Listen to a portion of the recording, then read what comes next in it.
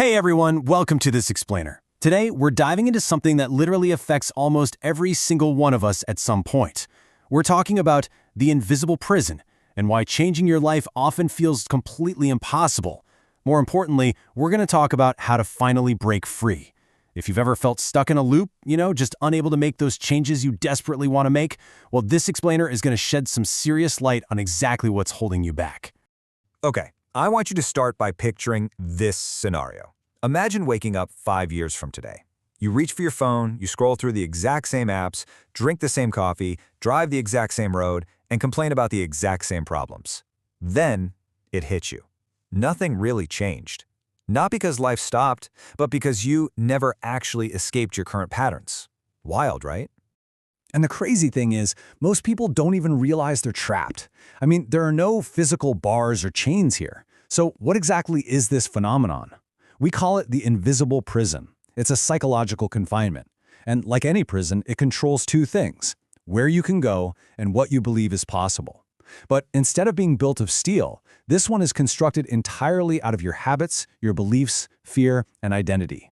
Which brings us to part 1, the invisible prison. So most of us believe we're making conscious decisions every single day, right? But neuroscience actually tells a very different story. Your brain is basically constantly searching for efficiency. Instead of analyzing every single situation from scratch, it creates shortcuts. Over time, these everyday shortcuts become routines. Then those routines solidify into habits. And eventually, those habits literally dictate your very personality. A Duke University study actually suggests that up to 45% of our daily behaviors are just automatic habits. At first, this process saves energy, sure, but later, it basically begins controlling your future. And man, that brings us to the phrase we all know way too well: tomorrow I'll start. How often do you tell yourself this? Tomorrow I'll exercise. Tomorrow I'll quit procrastinating. Tomorrow I'll finally change. Yet, as we all know, tomorrow just keeps becoming another yesterday. And we tend to beat ourselves up over this, right? Calling ourselves lazy or unmotivated. But hey, it isn't just laziness. Let's look at part 2, survival over success. You see, this inability to change is actually rooted in a fundamental biological misunderstanding. We expect our biology to support our ambition and success, but in reality, your brain does not care if you are successful. It really only cares if you're alive. For hundreds of thousands of years, survival mattered way more than ambition. Taking a risk could literally mean death. So your brain still treats uncertainty like a predator hiding in the dark. It prioritizes safety and predictability above absolutely everything else. And this is exactly why even miserable routines are so addictive. Comfort isn't always happiness. A lot of the time, it's just predictability. Familiarity feels like safety to your nervous system. Your brain will actually whisper to you, well, at least we know this pain. Because to your primal biology, unknown happiness actually feels infinitely more dangerous than familiar suffering. Let that sink in for a second. Moving on to part 3, the identity trap. So if our biology naturally resists change this strongly, how do people ever manage to actually transform? Well, the answer isn't motivation. The true key to escape is identity. Think about two smokers turning down a cigarette. One says, "No thanks, I'm trying to quit." The other says, "No thanks, I don't smoke." Now the difference sounds tiny, but psychologically, it's enormous. The first person is actively fighting their behavior, but the second person has completely shifted their identity. Most people try to change their actions without changing who they actually believe they are, which is exactly why they fail. And here is why your identity is so incredibly hard to shake. It boils down to a psychological process called confirmation bias. When you tell yourself, "I'm always lazy," or "I'm bad with money," your brain uses this bias to actively collect proof of that reality. It just ignores everything that contradicts your inner story. You don't see objective reality, you just see evidence supporting the person you already believe you are. Which, of course, makes those invisible prison walls even thicker. Now, where did this identity even come from?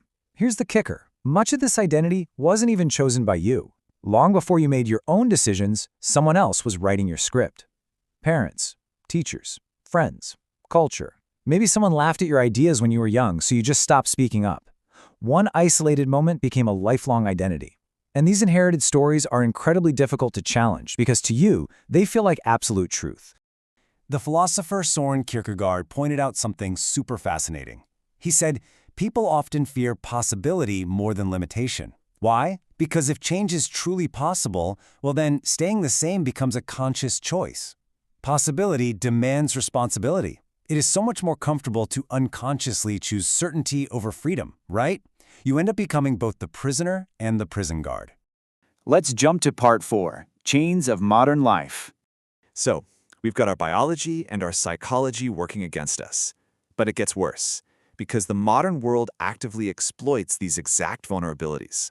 We are currently living in what's known as the dopamine loop. Today's world literally profits from your attention. Social media algorithms aren't just innocently showing you cute videos. They're actively training your brain. Infinite feeds and constant notifications give your brain these tiny bursts of dopamine for almost zero effort. They instantly reward instant gratification. Think about the inputs you face daily. You have the instant gratification of scrolling a feed on one side and the delayed rewards of, say, reading a difficult book, learning a skill, or building a business on the other. This is exactly why discipline feels harder than ever. You aren't just being weak. You're comparing the exhausting process of delayed rewards against the technological system specifically designed by engineers to hijack your attention and steal your momentum. It's a rigged game. Which leads us to part 5, escape through tiny decisions.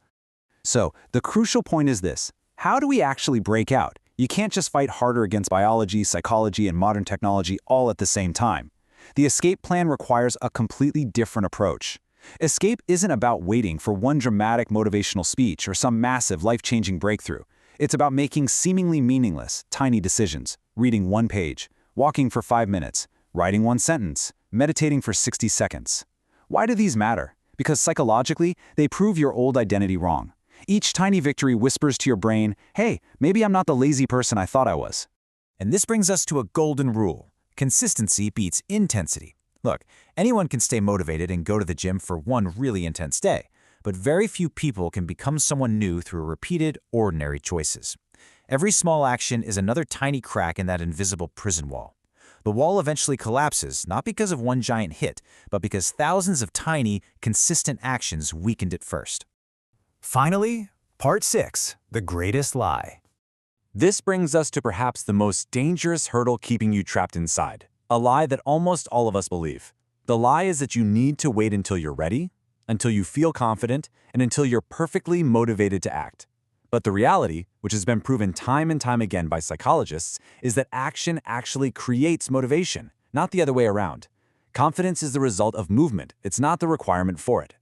Courage isn't the absence of fear. Courage is simply acting while fear is still sitting right beside you. The invisible prison survives because we believe we need permission to leave it. But the ultimate realization is this: no one is coming to unlock the door because the door was never locked. It was only believed to be. The walls were never made of concrete, they were made of stories. And the beautiful thing is, stories can be rewritten. Your future isn't built in years, it's built today, through thousands of ordinary, tiny decisions. The exit is right in front of you. Which leaves us with one final profound question for you to answer for yourself today. When you finally discover that the prison door has been open all along, will you have the courage to walk through it?